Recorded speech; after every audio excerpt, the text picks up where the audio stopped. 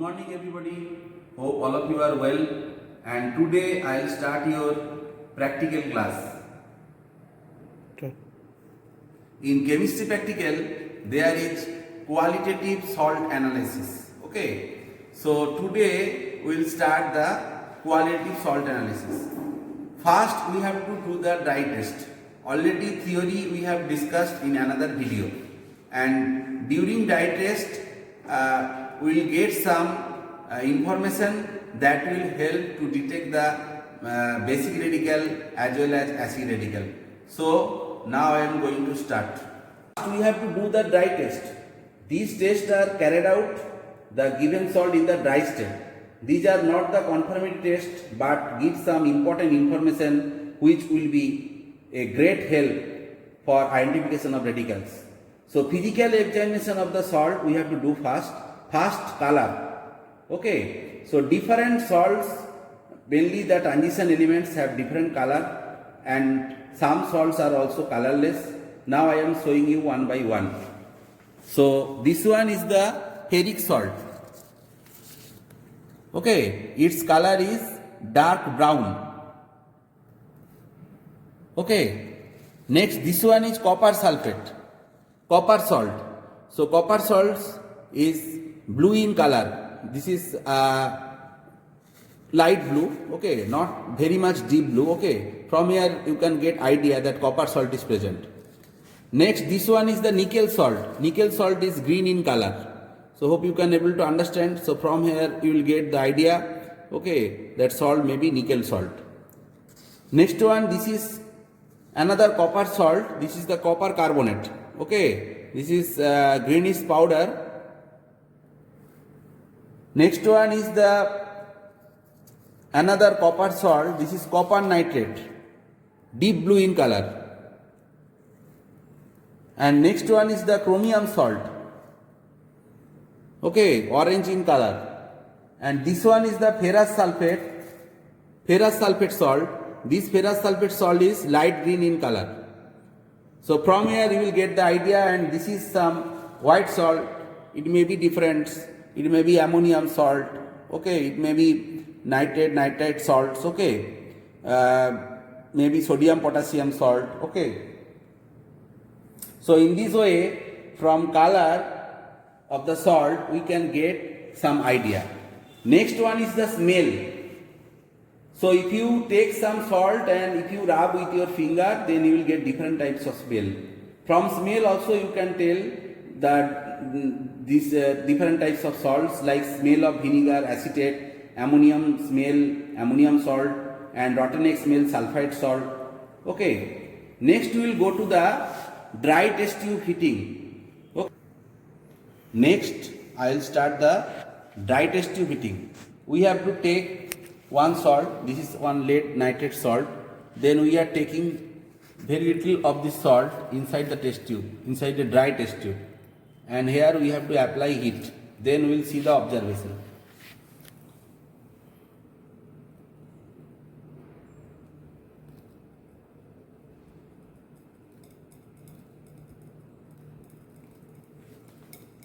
So one sound is coming.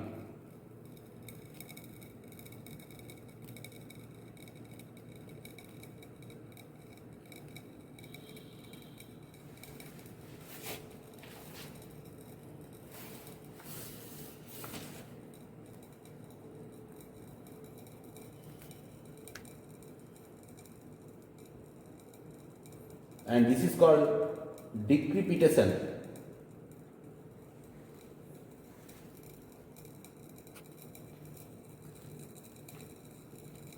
And we are observing also a gas is also forming.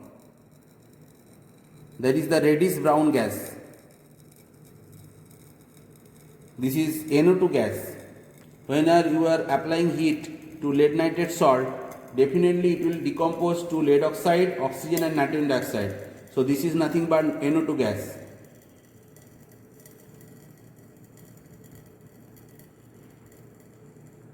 So from here you will get the idea. They are salt containing nitrate as well as there is lead. And lead oxide we know it is brown when hot.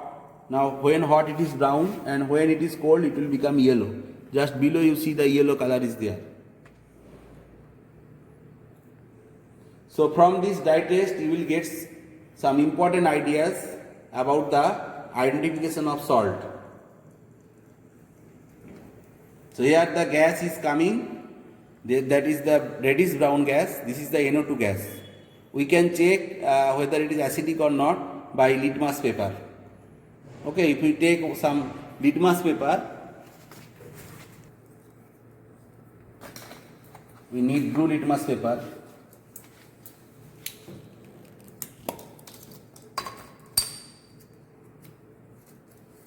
It will turn red color. We have to take the moist litmus paper, moist it with water, and whenever we will hold it above this gas, it will turn red.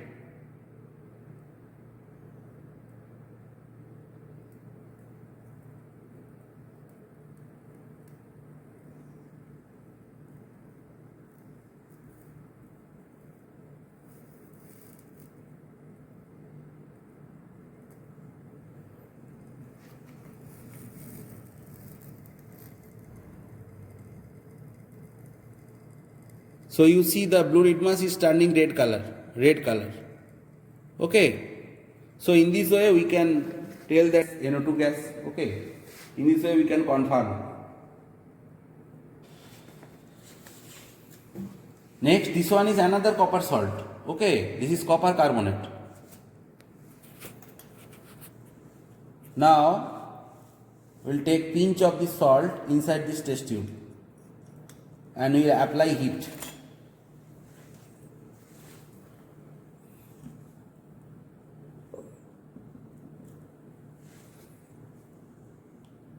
So here copper carbonate will decompose and will give some carbon dioxide gas.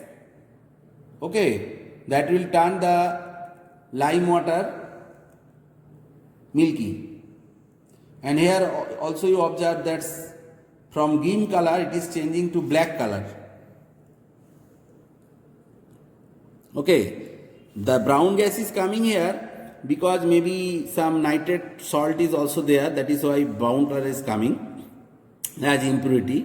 Okay, now see the change in the color. So this copper carbonate, whenever you are heating, when we are applying heat, then it is becoming CuO, that means cupric oxide. Cupric oxide is black in color. So definitely the change of color will be another observation in dye test tube heating. So from here we can easily understand that copper is present. Next, another salt we are taking, that is the zinc carbonate.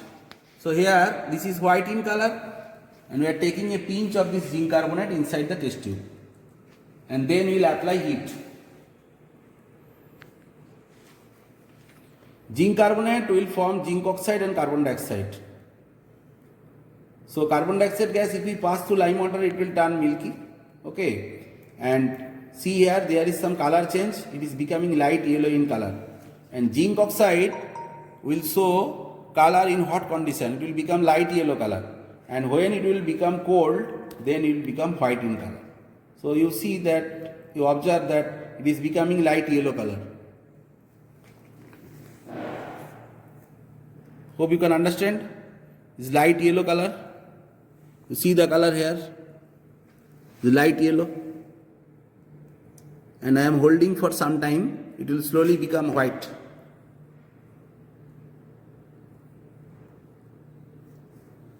So that means when it is cold, it is white. Again we are applying heat.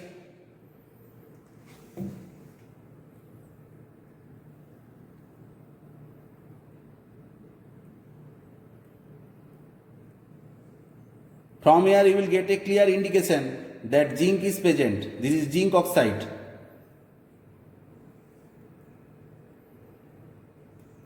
Again it is becoming yellow.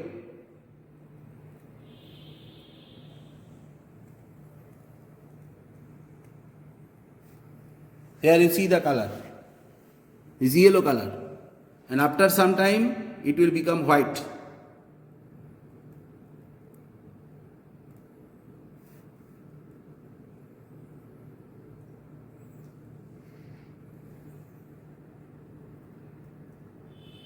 Now it is completely white. So in this way we can confirm that zinc salt is present. Next, another salt we will do the dry test. This one is the ammonium salt. Ammonium chloride I have taken. Taking some of this salt inside the test tube, dry test tube. And one thing we have to understand that during writing the practical notebook or in exam, okay, the dry test you should not write that radical is confirmed. You have to write that it may be present. Conformity test are the wet test, okay. From here we will get some idea about the radicals. It may be basic or acidic. So this one is ammonium salt. Now we will heat this ammonium salt.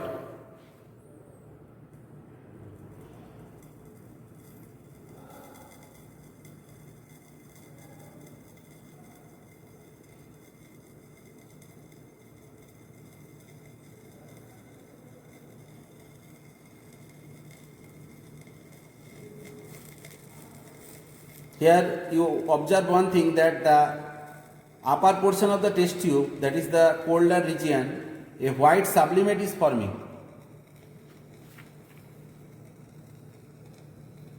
And from here you can write that ammonium salt is present.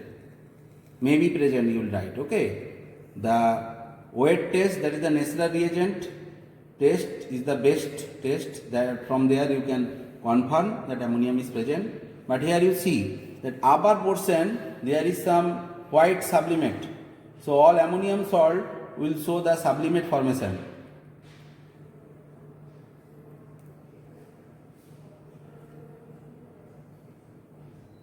So when we will apply heat from the solid state of ammonium chloride, it will directly go to the gaseous state.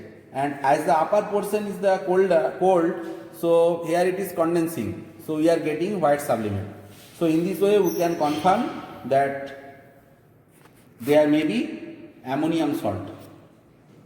Next we will take the another color salt, that is the copper sulfate. Here we will apply heat. And always when you are performing some practical, okay, then you have to write your observation in your copy, okay. So this is, we know that CuSO4.5H2O, there is water molecules as water of crystallization. And what is happening here? Slowly the color of the copper sulfate is fading. It is becoming white in color. And here the upper portion you see that water vapors are coming. Okay, this is the water vapor, condensed water vapor. And the back side you see that color is changing to white in color, from blue to white.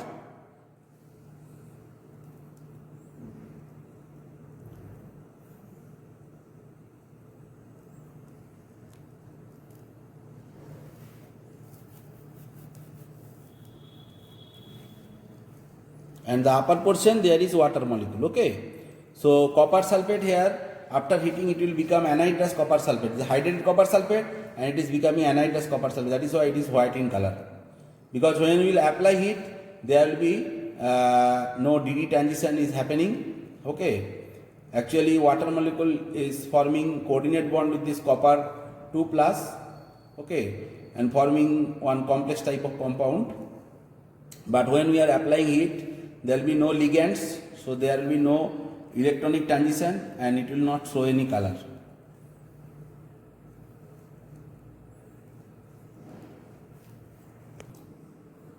Next, another salt, this is the iodide salt. Here we are taking inside the test tube and we have to apply heat. We are getting one violet vapors. Okay, dark violet vapor. That will turn the starch paper orange yellow. Sorry, the starch paper it will be blue. And from here you can write that there may be iodide salt. Okay.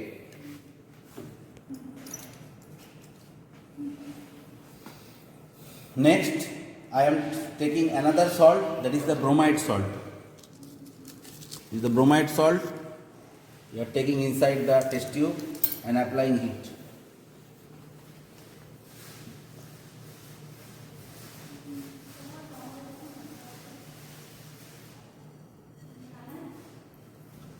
So here you are getting, you will observe that a reddish brown vapor is coming of Br2.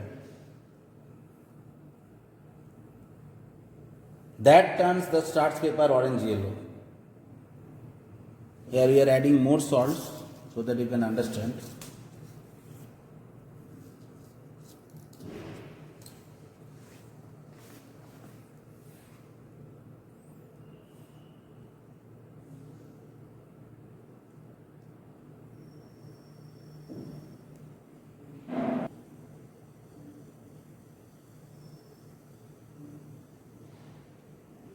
So upper portion you see that reddish brown vapor. Okay. From here you can tell that bromide may be present. Br minus may be present.